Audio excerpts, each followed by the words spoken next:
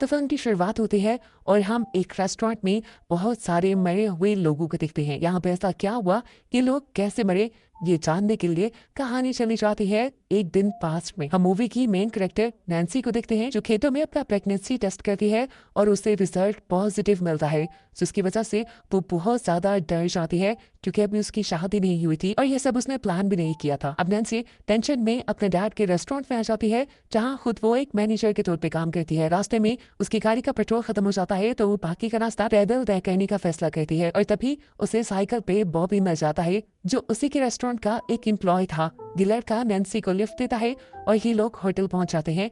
Hotel पहुंचते ही Nancy को उसके डैड बताते हैं कि आज रात को इस होटल को तुम्हें ही संभालना होगा क्योंकि मुझे मीटिंग में जाना है। नैन्सी हाँ में सर हिलाती है क्योंकि उसे लगता था कि वो सब मैनेज कर सकती थी। इसके डैड ने बताया तुम्हारी मदद के लिए मैंने जैक को यहाँ रोक लिया है, लेकिन ये सुनकर नैन्सी को गुस्सा आ गया। जैक उसे बिल्कुल पसंद नहीं था। वो अपने डैड से रिक्वेस्ट करती है कि आप बॉबी को यहाँ रोक ले, लेकिन उसके डैड मना कर देते हैं ये कहते हुए कि मैं जैक को पहले ही कह चुका हूँ। नैन्सी अब डैड के ऑफिस से बाहर आती है तो अचानक उसे वॉमिटिंग होने लग जाती है, इसीलिए वो अपने होटल से बाहर निकल आई थी जहाँ सिगरेट पीने के लिए जैक भी आया हुआ था।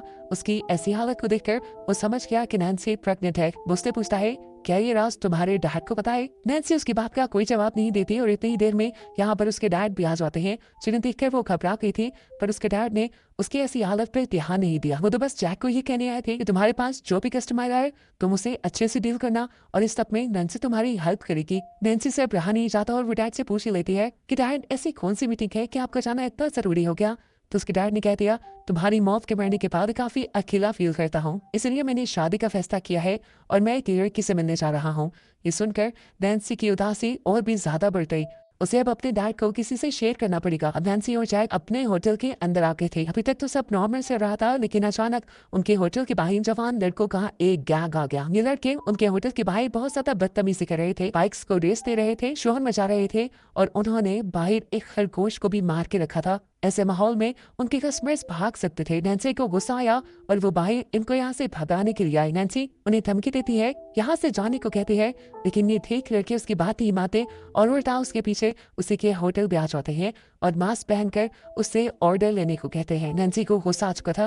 वो इनसे कहते हैं तुम यहाँ से जाते हो या मैं पुलिस को कॉल करूँ। वो लड़के जब नहीं उठते तो नैन्सी सच में पुलिस को कॉल करने का नाटक करने लग जाती है, जिसकी वजह से वो लड़के वहाँ से उठ जाते हैं और एक लड़का उसके पास आकर उसे कहकर जाता है अभी तो हम जा रहे हैं लेकिन वापस हम जरूर आएंगे। जिस तरह इन लड़कों ने नैन्सी की बेइज्जती की थी सभी नैन्सी पर हंस रहे थे और ये देखकर नैन्सी को बहुत ज्यादा गुस्सा आ गया।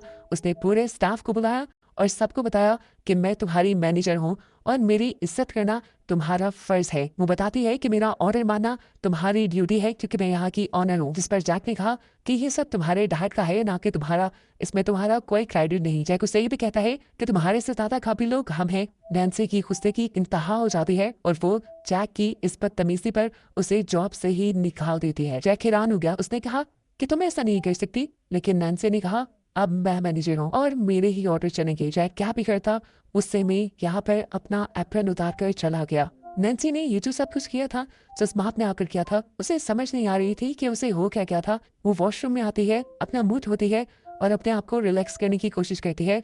तभी हम देखते हैं कि वॉशरूम के बाहर बॉबी उसका इंतजार कर रहा था। वो उससे कहता है मैं तुम्हारी मदद के लिए आज रात रुक सकता हूँ, तुमने जैक को तो निकाल दिया है, तो रात में तुम्हारा अकेले यहाँ रुकना ठीक नहीं।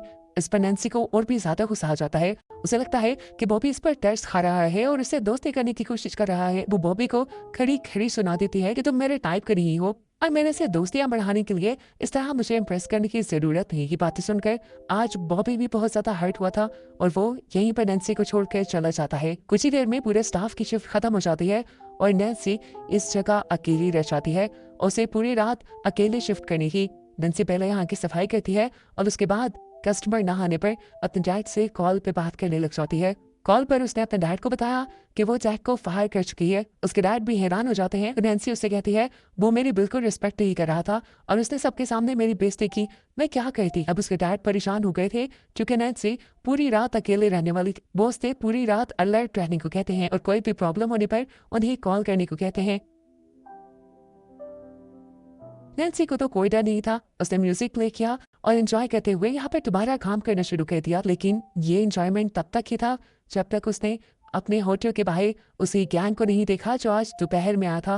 उन्हें देखकर वो गुस्से में आ गई और उसने स्पीकर में उनसे कहा कि तुम लोग यहाँ से चले जाओ, अगर नहीं गए तो मैं पुलिस को बुला लूंगी। ये बात कहते ही वो नोटिस करते हैं कि उसके होटल के सारे दरवाजे और खिड़कियां खुले हुए थे। पुलिस को आने में यहाँ देर भी लग सकती थी और अगर ये लोग उसे नुकसान पहुंचाने लग गए तो ज्यादा टाइम नहीं लगेगा।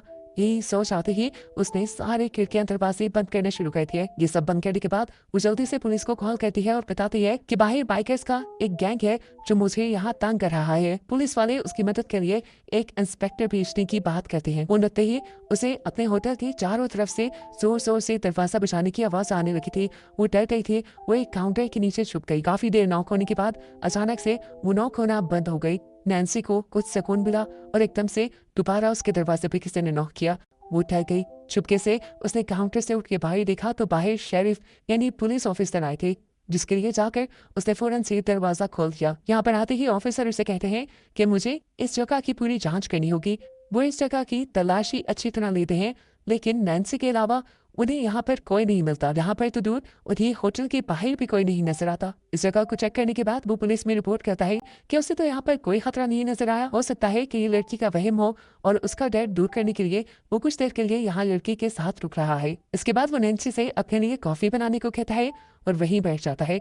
उसकी नजरें भी नैन्सी को अनकंफर्टेबल कर रही थी। फिर वो पुलिस ऑफिसर नैन्सी के पास आए और उससे कहने लगा, चलो तुम मेरे साथ पुलिस स्टेशन चलो। उस ग्रुप के वारदात बहुत ज्यादा बढ़ चुके हैं और तुम्हें मेरे साथ चलना चाहिए और पुलिस में कंप्लेन करनी चाहिए।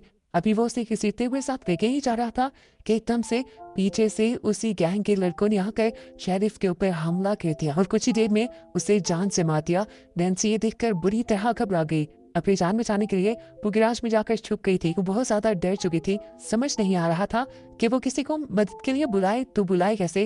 लेकिन तभी उसकी किस्मत जाग जाती है कि बॉबी पहले ही उसके एहसास में यहाँ आ रहा था। उसे देखकर नैन्सी को काफी हौसला होता है और वो जल्दी से बॉबी को खामोश करवाते हुए होटल के अंदर ले आती है। और यहाँ हम देखते हैं कि वो ग्रुप के लड़के भी अब इस होटल के अंदर आ चुके हैं। यहाँ पर नैन्सी ने अपनी दोस्त को भी मैसेज कर दिया था कि वो उसकी मदद करे, किसी को बुला ले या वो खुद यहाँ पर आ जाए। इससे पहले कि ये दोनों कुछ और कर पाते, वो गैंग इन दोनों को आकर पकड़ लेता है और कैद कर लेता है। नैन्सी के सामने अपनी गाड़ी की चाबी भी थी, लेकिन हाथ बंधे होने की वजह से वो उठा नहीं सकती थी। अब एक बंदा नैन्सी के मुंह और हाथों पे टेप लगाकर उसे एक कमरे में बंद कर देता है, जहां नैन्सी अपने हाथों को छुड़वाने में कामयाब हो जाती है। वो बहुत ज्यादा डरी हुई थी। इस बंदे से अपनी जान बचाने के लिए वो अपने पास मौजूद एक नाइफ उठाकर बैग से उसके अंदर स्टैब कर देती है, जिससे वो लड़का वही मर जाता है। और नैन्सी जब उसका मास्क हटा कर दिखती है तो दंग रह जाती है। ये कोई और नहीं बल्कि उसके होटल का अपना एम्प्लॉय भी था। कुछ ही देर में वो देखती है कि बॉबी भी खुले हाथों के साथ यहाँ इस रूम में आ रहा था। वो समझ गई कि बॉबी भी इन्हीं लोगों के साथ मिला हुआ है और ये लोग इस टाइम पहले वाला गैंग नहीं है, बल्कि उसके होटल में काम करने वाले ही लोग हैं जो उससे बदला लेने के लिए इस टाइम यहाँ आए हैं। बॉबी जो उसका दोस्त था वो भी इन लोगों के साथ मिल गया था, क्योंकि आज उसने बॉबी की भी बेइज्जती की थी। अब ये लोग यहाँ कर क्या रहे थे ये जानने के लिए सीन्स फ्लैशबैक में चले जाते हैं और हमें जैक को दिखाया जाता है जो अपनी नौकरी जाने की वजह से बहुत ज्यादा गुस्से में था। वो किसी भी सूरत में अपना नैन्सी से बदला लेना चाहता था। वो सारे क्लेक्स को घर ड्रॉप करता है, जिसके बाद वो पीट को लेकर उन यंगस्टर्स के ग्रुप के पास चलना चाहता है जो आज दोपहर में उनके होटल के बाहर आए थे। यहाँ जाते ही उसने अपना एक चाकू निकाला और गैंग के एक बंदे को जख्मी कर दिया, जिससे वो गैंग वाले यंगस्टर्स डर गए। फिर जैक ने गाना चलाया और इन सब को अपने इशारों पे नचाया, जिसके बाद उसने पीट को गन पकड़ाई और यहाँ के लड़कों को मारने को कहा, लेकिन पीट ये काम नहीं कर पाया। फिर लड़कों को भागने का मौका मिल गया, जिसके बाद जैक ने पीट से शाम को रेस्टोरेंट में मिलने को कहा। लड़कों के यहाँ से भाग जाने के बाद वो लड़कों के मास्क और कपड़े लेकर यहाँ से निकल आता है और रात में अपने बाकी कलीग से मिलता है। वो इन सबसे कहता है, मैं जानता हूँ नैन्सी ने तुम सबको हर्ट किया है, वो बहुत बुरी मैनेजर है, अगर तुम उससे बदला लेना चाहो तो मेरा साथ दे सकते हो। सभी के अंदर नैन्सी के लिए गुस्सा था तो सभी उसका साथ देने के लिए मान गए। यानी ये सारा प्लान जो इस टाइम हो रहा था उसके पीछे मास्टरमाइंड जैक ही था। बॉबी इसलिए जैक के प्लान में शामिल हुआ था क्योंकि उसे लग रहा था कि जैक ज्यादा से ज्यादा नैन्सी को डराएगा ही, उसे कोई नुकसान नहीं पहुंचाएगा। पहले ये लोग नैन्सी को डराने लगे और जब नैन्सी ने सचमुच में पुलिस ऑफिसर को कॉल कर दी तो पहले ये लोग छुप गए और फिर अपने आप को बचाने के लिए इन्होंने ही मिलकर उस पुलिस ऑफिसर को मार डाला। इस टाइम बॉबी जैक के प्लान से बाहर हो गया और उसने अपना मास्क उतारा और नैन्सी की मदद के लिए चला गया, क्योंकि उसे कहीं ना कहीं नैन्सी से हमदर्दी थी। उसे नैन्सी पसंद थी। सीन्स दोबारा प्रेजेंट में आते हैं जहाँ नैन्सी ये सब कुछ जाप कर बहुत ज्यादा गुस्से में थी। इस टाइम पे जिसके ऊपर नैन्सी ने हमला किया था वो जख्मी था। ये लोग उस लड़की को उठाकर होटल के अंदर ले आते हैं। अब वो प्लान कर रहे थे कि पीट की जान बचाने के लिए वो किसी को मदद के लिए यहाँ बुलाएंगे, लेकिन किसको बुलाते, कौन इनकी मदद करता। ये एक पुलिस केस था। यहाँ हम देखते हैं कि बॉबी को नैन्सी की कार की चाबियां दिख गई जिसे उसने उठा लिया और तभी जैक को उसके साथी ने आकर बताया कि नैन्सी यहाँ से भाग गई है। ये सुनकर जैक गुस्से में आ जाता है और फौरन ऑन गो नैन्सी को पकड़ने को कहता है। उसने बॉबी से भी नैन्सी का पीछा करने को कहा, लेकिन यहाँ पर बॉबी ने उल्टा ही जैक के ऊपर हमला कर दिया, उसके फेस पर पंच किया। जबकि दूसरी तरफ अब हमें नैन्सी के डैड को दिखाया गया जो नैन्सी का पता करने के लिए कॉल कर रहे थे, लेकिन होटल में कोई कॉल पिक नहीं कर रहा था। यहाँ वो लड़का जो नैन्सी के पीछे आया था उसे पकड़ने के लिए नैन्सी बड़ी चालाकी से गरम गरम खोलता हुआ पानी उसके ऊपर फेंक देती है, जिससे उसका सारा मुंह चल जाता है। उसी देर में ये लड़का अब जलन से मारा भी गया था। अब वो चुपके से रेस्ट रूम की तरफ आ गई जहां उसने आकर देखा कि बॉबी जख्मी पड़ा था। वो उसकी मदद करने के लिए टेबल के नीचे से चुपके से उसके पास आ ही रही थी कि इसी टाइम उसकी दोस्त यहाँ पर आ गई इसी होटल में। नीचे से बॉबी उसे उसकी कार की चाबियां देना चाह रहा था ताकि नैन्सी यहाँ से अपनी जान बचाकर भाग जाए। नैन्सी की दोस्त तो ये सारा नजारा देखकर पागल हो गई और अपनी जान बचाकर यहाँ से भाग गई। उसने तो पुलिस को बुलाने की जहमत भी नहीं की। नैन्सी को भी अपनी कार की चाबियां मिल गई थी। मौका पाते ही जैक की नजरों से बचते हुए वो होटल के दरवाजे से बाहर भागी, लेकिन तभी पीछे से जैक ने भागते हुए उसे पकड़ लिया। वो उसके बालों से उसे पकड़ते हुए पीछे से उसकी बैक में स्टैब कर देता है और फिर उसकी बॉडी को भी होटल के अंदर ले आता है। जैक को लग रहा था कि अब सब लोग मर गए और वही जिंदा है। वो आकर अपने सारे कपड़े उतारता है और फौरन पुलिस को कॉल कर देता है, ये जाहिर करने के लिए कि ये सब उसने अभी देखा है और वो इस सब में मुलविस ही नहीं है। उसने सोचा था कि ऐसा करके वो शहर छोड़कर चला जाएगा, एक नई जिंदगी जीने लगेगा, लेकिन कहानी में ट्विस्ट उसे खुद भी नहीं पता था। नैन्सी अभी जिंदा थी। वो अपने पेट से हिम्मत करके चाकू बाहर निकालती है और अपने आप को घसीटते हुए बॉबी के पास लेकर जाती है जो अब मर चुका था। बॉबी की लाश को देखकर वो बहुत ज्यादा रोई क्योंकि एक बॉबी ही तो था जो उसकी बहुत केयर किया करता था। नैन्सी के दिल में अब बदले की आग आ गई थी।